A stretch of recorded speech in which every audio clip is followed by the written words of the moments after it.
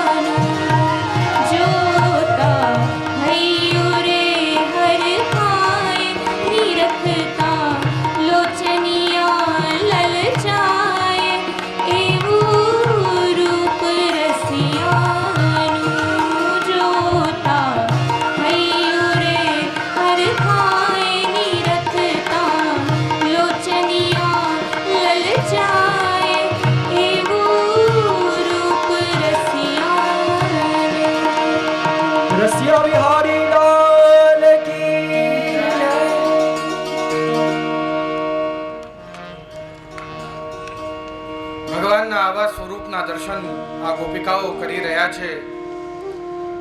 સખ્ય પશુનનું નિવેશયતો. પશુ શબ્દના બે અર્થ બતાવ્યા છે. સખાઓ અને પશુ એટલે ગાયો. એમની જોડે ભગવાન રમણ કરી રહ્યા છે. સખ્ય પશુ. કિંતુ પશુ શબ્દનો એક બીજો અર્થ બી બતાવ્યો કે ગાયો નહીં, કિંતુ પશુ એને કહેવાય જે ભગવાનના સ્વરૂપને ઓળખતો નથી, પશુ જેવો જ છે. જે ભગવાનના રસમય રસાત્મક રસો વૈસહ સ્વરૂપને નથી ઓળખતો, તે છતાંય એ ભગવાનની જોડે ચાલી રહ્યો છે, આવી ગયો છે, તો એને બહિરંગ ભક્તો કહ્યા કે ભગવાનને માત્ર એક ગોવાળિયો સમજે છે, ભગવાનના રસાત્મક સ્વરૂપને ઓળખતો નથી, અને એને પણ પશુ કહી રહ્યા છે સુખદેવજી. વક્ત્રમ એટલે મુખારવિંદ, વ્રજેશ સુતયો એટલે નંદ બાબાના સુત એટલે પુત્ર. કોના મુખારવિંદને? કૃષ્ણના મુખારવિંદને અમારે જોવા છે.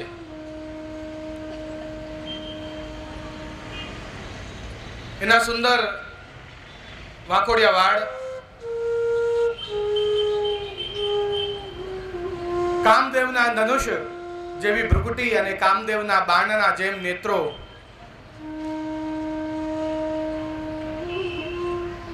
એક શુકે પોતાના ચાંચમાં એક મોતી પકડી રાખ્યો હોય એવી નાસિકા અને એમની નખ બેસર, અત્યંત રસાત્મક આ અધરો, આવું સુંદર ચિબુક, આવા સુકોમલ કપોલ, આવા સુંદર કર્ણ, બસ એ જ મુખારવિંદનું દર્શન, એ મુખ કમલના રસનું પાન આ ગોપિકાઓ કરી રહી છે. અને એ જ પરમ ફલ છે. અક્ષણવતામ ફલમિદમ, એ જ ફલ છે. આ મુખારવિંદને નિરખ્યા જ કરીએ, બસ એ જ અમારું પરમ ફલ છે.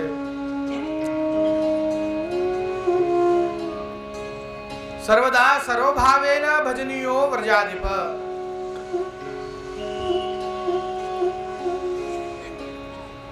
આજે કે કાલે નહીં, કિંતુ સર્વદા હંમેશ સર્વાત્મ ભાવથી એટલે આ એકાદશ ઇન્દ્રિયોથી અમે ભગવાનને વિનિયોગ થઈએ. આ એકાદશ ઇન્દ્રિયોથી ભજવા યોગ્ય જો કોઈ છે તો એ કૃષ્ણ જ છે. વ્રજના અધિપતિ, વ્રજાધિપ એ ભગવાન જ છે, એ કૃષ્ણ જ છે.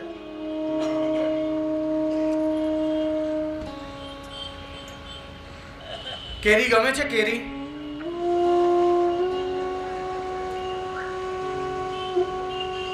કેરી ખાવ છો? બધા કેરી ખાવ છો? પાકેલી, હાફૂસ, એનો રસ કેવો હોય? એના ડીઠા ગણો છો? રસનો જ આનંદ લો છો ને? ગોપિકાઓ કે છે બાકી બધા એના ડીઠા જેવા છે, ભગવાન કૃષ્ણ કેરીનો રસ છે. આમ ખાઓ, ગુઠલી મત ગીનો. ક્યાં? બાકી બધાના ઉપરથી ધ્યાન ખસેડી કૃષ્ણના મુખારવિંદ ઉપર એ ધ્યાનને કેન્દ્રિત કરી અને કે છે ન પરમ વિદામહ, આનાથી પરમ ફલ બીજો કાંઈ જ નથી કે આ નેત્રોથી એ પ્રભુના દર્શન અમે કરીએ. એ જ અમારો આ નેત્રોનું હોવું સફળ કરે છે. सूरदासजी एक वक्त એવું ગાઈ રહ્યા હતા કે सूर ऐसे दरस कारण मरत लोचन प्यास. राजा अकबर ने प्रश्न કર્યો, सूरदास जी तुम्हारे नेत्र ही नहीं, तुम ऐसा कैसे कह सकते हो कि दरस कारण मरत लोचन प्यास, कि मेरे नेत्र ऐसे दरस के कारण प्यासे हैं, दरस के लिए प्यासे हैं. એવું કેવી રીતે ગાઈ શકો છો તમે? તમારા તો નેત્ર જ નથી, લોચન જ નથી. સુરદાસજી જવાબમાં શું કહે છે ખબર છે? अकबर, जिसके पास नेत्र हैं, क्या उनके नेत्रों में प्यास है? पहले ये बताओ. नेत्र होने के बावजूद भी यदि तुम्हारे नेत्रों में प्यास नहीं, तो इन नेत्रों का होना व्यर्थ है. उसके दर्शन के लिए सदा सर्वदा इन नेत्रों का तड़पना ही उसका परम फल बताया है. अनुवेणु जुष्टम, જ્યારે ભગવાને આ વેણુનો નાદ કર્યો ત્યારે વ્રજના ભક્તો, ગ્વાલ બાલ, ગોપિકાઓ, નંદ બાબા, યશોદા આદિ બધા એનું શ્રવણ કરી રહ્યા છે. જેમ જે વાત કરી ને ગઈકાલે કે વેણુનો નાદ ઘણા બધાને સંભળાયો, પણ બધાને એ ફલ નથી મળ્યો. વિચાર કરો, આ જે સમયે શ્રીમદ વલ્લભાચાર્યજી પૃથ્વી પરિક્રમા કરતા હશે, આપને શું લાગે છે માત્ર 84 જણાએ જ વલ્લભાચાર્યજીને જોયા? બીજા કોઈએ આચાર્યજીને જોયા જ નહીં? અરે હજારો લોકોને દ્રષ્ટિ દ્વારા ઉદ્ધાર કર્યો હશે શ્રીમદ વલ્લભાચાર્યજીએ, પણ એ વલ્લભના વચનામૃતના અધિકારી નતા, એ બ્રહ્મ સંબંધના અધિકારી નતા. વલ્લભ સામેથી પસાર થઈ રહ્યા છે તો એમના ચરણારવિંદનો સ્પર્શ ન કરી શકે.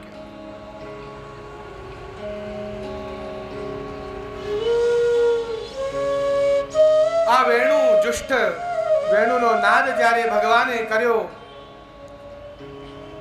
તે બધા જ ભક્તો જુદા જુદા રીતે ભગવાનના આ વેણુને સાંભળે છે અને જુદી જુદી રીતે વિચારે છે. કોઈ ભગવાનને આરાધના બુદ્ધિ એટલે ઈશ્વર બુદ્ધિથી જુએ છે કે આરાધ્ય છે. કોઈ ભગવાનને ગોકુલના પ્રધાનના પુત્ર એટલે નંદ બાબાના પુત્ર છે આ દ્રષ્ટિએ જોઈ રહ્યા છે. કોઈ ભગવાનને ગુરુ દ્રષ્ટિએ જોઈ રહ્યા છે. ભગવાનના વેણુના નાદથી મોહિત થઈ 4-5 ગ્વાલ બાલ વેણુ લઈ આવ્યા, ભગવાનની સામે ઊભા થઈ ગયા, વાંસળી લઈને વગાડવાનો પ્રયત્ન કરે છે ને ફૂંક જ નીકળી જાય છે. ગુરુ દ્રષ્ટિએ જુએ છે कि ये कृष्ण ऐसा तो क्या बजाता है कि ब्रह्मा, रुद्र आदि, इंद्र आदि सभी देवी देवताओं को मोहित कर लेता है. ऐसा तो कौन सा राग, ऐसा तो कौन सा सुर है, हम भी सीखें. भगवान ने घણા બધા ગુરુ દ્રષ્ટિથી જોઈ રહ્યા છે. ઘણા બધા ભગવાનને કામના દ્રષ્ટિથી જોઈ રહ્યા છે કે આ ભગવાન એની પાસેથી કંઈક માંગી લઈએ, કંઈક એવી કામના લઈને જઈએ, કંઈક વરદાન માંગી લઈએ. ભગવાનને ના માંગી લઈએ, ભગવાન પાસેથી કંઈક માંગી લઈએ.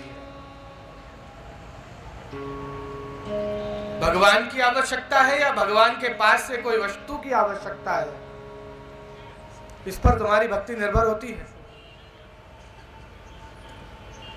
हमें भगवान चाहिए या भगवान से कुछ चाहिए? भगवान को नमस्कार है या चमत्कार को नमस्कार है? हा?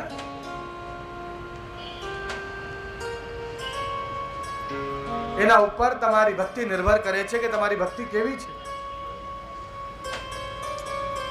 આ ઉપર બતાવેલ 4 જે ભક્તિઓ છે એ બધી ગૌણ થઈ જાય છે જ્યારે સર્વાત્મ ભાવ આવે છે ત્યારે.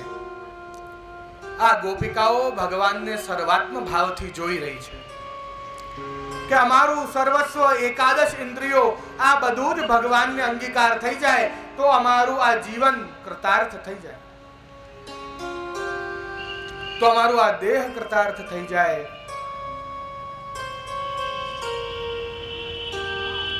अनुरक्तानां व्रजभक्तानां कटक्षानां मोक्षम अत्र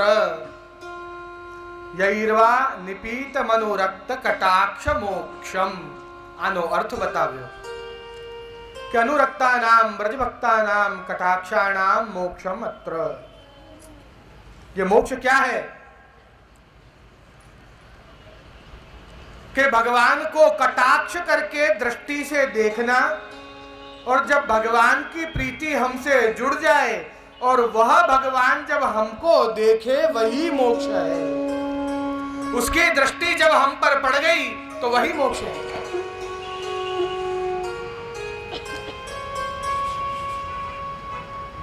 जैसे कमल के आसपास ही सारे भ्रमर गुनगुनाते हैं, उसी प्रकार से हमारे नेत्र भगवान के मुखारविंद पर ही गुनगुनाते रहते हैं। हमारे नेत्र वो भ्रमर हैं और आपका मुख वो कमल है। हे प्रभु, सदा सर्वदा आपना दर्शन करता रहिए। આવી વિનંતી પર દર્શન કેવા સ્વરૂપના તે આગળ 8મા શ્લોકના અંદર આપણે પ્રારંભ કરી રહ્યા છીએ અને ભગવાનને કેવા અલૌકિક સ્વરૂપનું વર્ણન આ ગોપિકાઓ કરી રહી છે તે સ્વરૂપનું દર્શન કરીએ।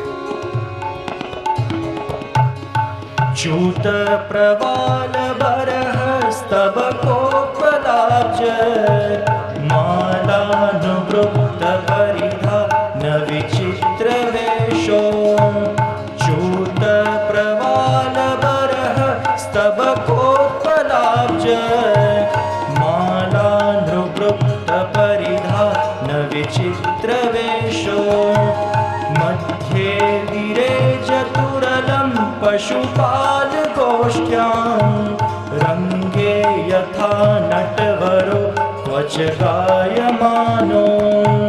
मध्ये विरेजतुरलं पशुपाल गोष्ठ्यां रंगे यथा नटवरो त्वच गायमानो।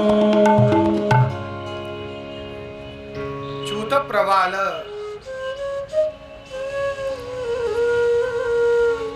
આંબાના પાલવ।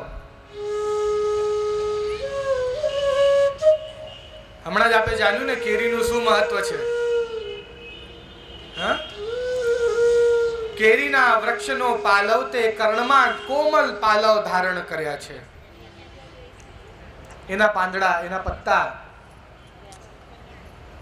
જે અત્યંત સુકોમલ પલ્લવ જે છે ભગવાને પોતાના કર્ણમાં ધારણ કર્યા અને એવું બતાવે છે કે જેવું રસ અમૃતમાં છે એવું જ રસ મારા સંયોગ અને વિપ્રયોગમાં છે।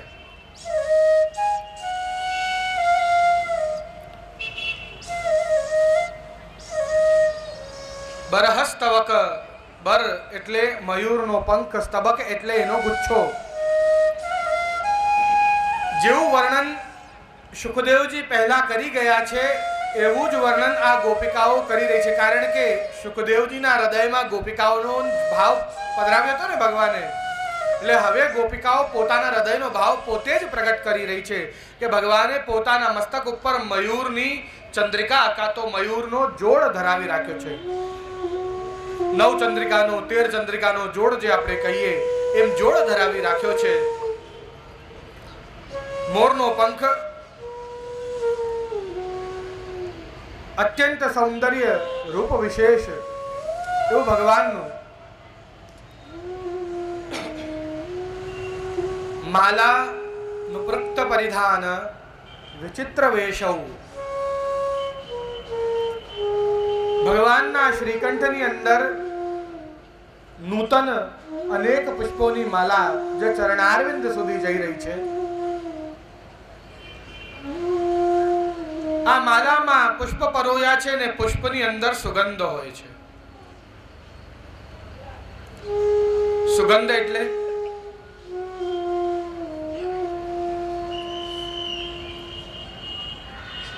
સુગંધ એટલે શું? સુગંધ એટલે યશ।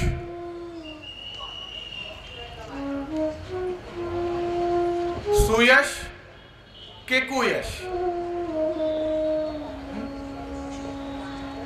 સુગંધ એટલે સુયશ અને દુર્ગંધ એટલે કુયશ। તમે કેવા કર્મો કરો છો, તમારું ચરિત્ર કેવું છે એના ઉપર તમારું સુયશ થાય છે કે કુયશ થાય છે એ નિર્ભર કરે છે। તમારી સુગંધ આ સમાજમાં ફેલાશે કે તમારી દુર્ગંધ ફેલાશે એ એની ઉપર નિર્ભર કરે છે કે તમારું ચરિત્ર કેવું છે।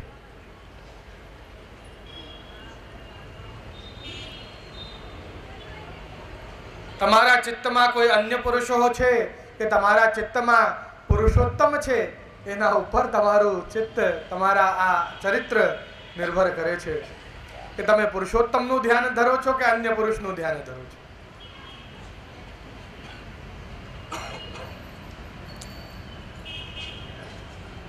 એ સુગંધને સૂંઘવા, સ્ત્રીઓને સુગંધ ગમે એટલે જે સુયશ વાળો પુરુષ હોય એ સ્ત્રીઓને ગમે. હોય ને, એવું જ હોય ને કે જેનું નામ બહુ ખરાબ હોય એની જોડે પરણે કોઈ સ્ત્રી? ના પરણે. સુગંધ વાળો પુરુષ એટલે કોઈ બહુ ઇત્ર લગાવેલું હોય એવી સુગંધ નહીં. અહીંયા સુગંધનો અર્થ છે સુયશ. કે જેની યશ, જેની કીર્તિ આખા જગતમાં પ્રસરાય છે. એવા ભગવાન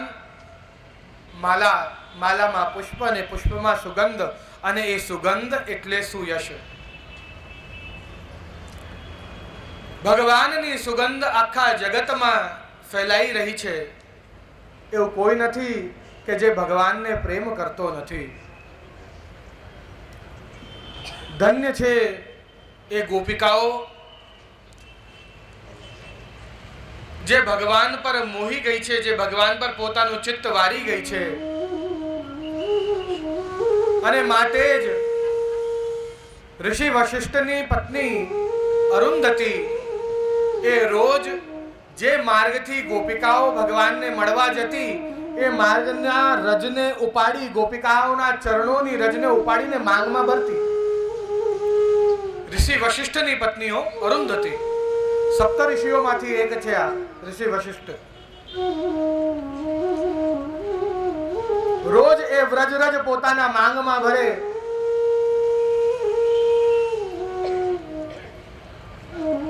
કેમ? ચરણાબ્જ રજોધન. કોનું નામ છે આ?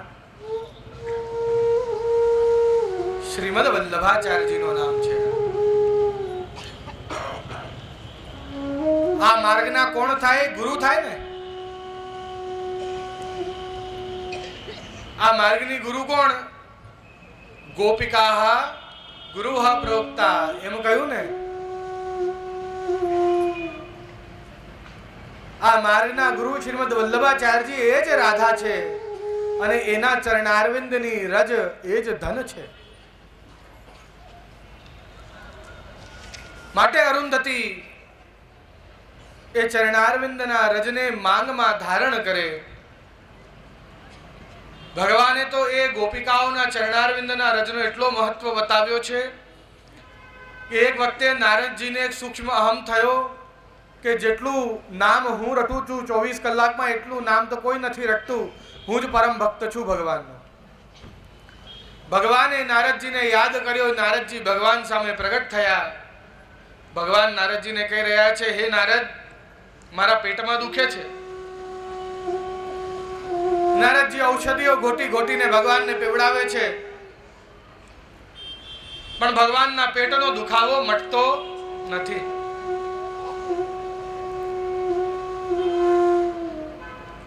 હવે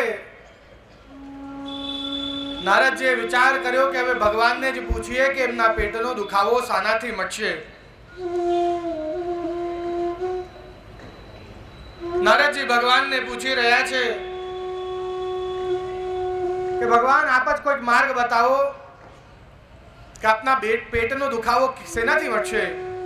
ત્યારે ભગવાન કહી રહ્યા છે કે જે મારા પરમ ભક્ત હોય એના ચરણારવિંદ ધોઈ અને એની રજ મને પીવડાવો, ત્યારે મારો પેટનો દુખાવો મટે. હવે નારદજી સર્વપ્રથમ વ્રજમાં ગયા, કારણ કે નારદજી જાણે છે કે ત્યાં જ ભગવાનના પ્રિય ભક્તો બિરાજે છે. જે 5 મિનિટ પહેલા પોતાને પરમ ભક્ત કહી રહ્યા હતા, એ હવે પરમ ભક્ત ગોતવા નીકળ્યા છે. નારદજીને જોતા જ બધી ગોપિકાઓ એમને ટોળો કરીને એમને ઘેરીને ઊભા રહી ગઈ. બધી જ ગોપિકાઓ, નારદજી આયા છે, અમારા નાથની કઈ ખબર લાયા હશે. હે નારદજી, અમારા પ્રભુ કેવા છે? બધું આનંદ કુશલ મંગલ તો છે ને?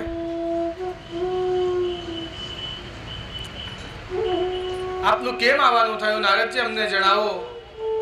નારદજીનું મુખ ઉતરી ગયું. ગોપિકાઓ કે છે શું વાત છે, બધું આનંદથી તો છે ને, અમને જણાવો. આપ નારદજી કે છે ભગવાનના પેટમાં દુખે છે. ગોપિકાઓ પ્રશ્ન કરે છે આપે કોઈ ઔષધિ ના આપી? આખા જગતની ઔષધિ ગોટી ગોટીને પીવડાવી. અરે ગોપિકાઓ, ભગવાન તો એવું કે છે કે એમના પરમ ભક્તના ચરણારવિંદના ધોઈને અને એની રજ એ પીવે ત્યારે એમના પેટના દુખાવો મટે.